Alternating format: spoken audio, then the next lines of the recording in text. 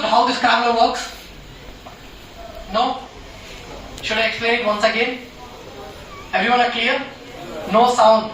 Everyone are clear? Yes, sir. Okay.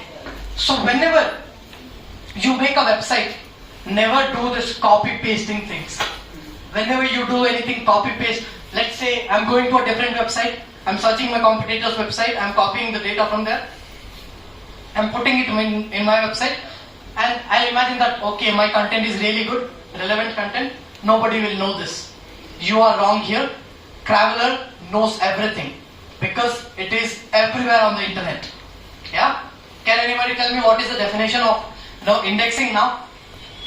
Whoever tells this, again, will get chocolate. Any one person. Scanning and storing data.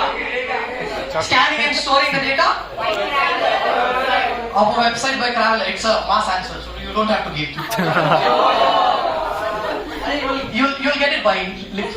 And yeah, just go to